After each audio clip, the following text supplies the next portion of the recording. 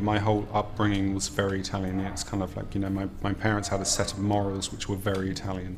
The way we dressed was very Italian. If we travelled, we had travel outfits because you never knew who you're going to bump into at an airport or, on arrival, who you might bump into.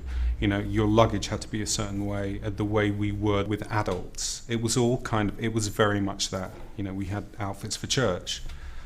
It's a very Italian thing. Italian style it's proper. It is like your kind of like English gent of years ago. When it comes down to certain things, it's proper, it's considered, it's put together in a very kind of clean and methodical way. It's very different to like French style or Parisian style, and it's very different to any other style from anywhere else.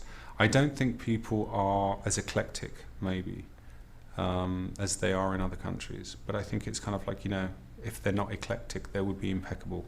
That's the difference. Italians have this way of the right thing for the right occasion, the right thing for the right outfit.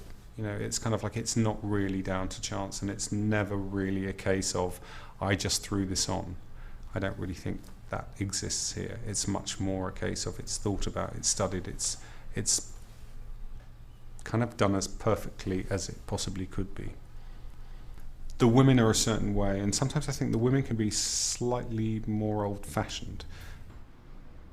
The men have a swagger, and so it's kind of, whatever they're wearing, the swagger kind of, it gives it that something else. And it's always interesting when you look down and you see a nice shoe, which probably, in England you see less of a nice shoe, and in America you certainly don't see any nice shoes. But it's that, I think it's kind of like here it's put together in the right way. For Italians, it's very much about la bella figura. It's what you put across. It's how people view you. I guess for me, enduring icons, or Italian enduring icons, would be people like Anna Magnani,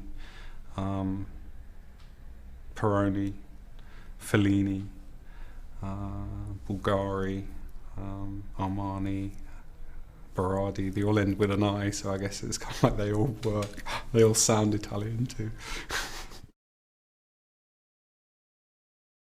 Yes, of course the Azzurri are the most stylish team. It's kind of like, they're Italian. Italy is really, apart from you can say Paris too, but Italy is really, the home of fashion, the home of pret-a-porter. And it's only fitting, I guess, that, the Italian national team are dressed to the hilt. They're extremely pristine. They are the peacocks. They have a swagger.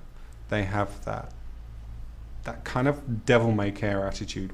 It's not an extremely masculine sense of, sexuality you get, because sometimes it wavers in between, which is a kind of really odd thing, because you consider Italian men, and I'm sure most of them are extremely macho, but it's not that macho in your face. They're very much in touch with their feminine side, which might sound odd, but it kind of works, because I think it's one of those things where, as an outsider, you look at it and you think, what exactly is it? Because there really is no comparison anywhere else in the world.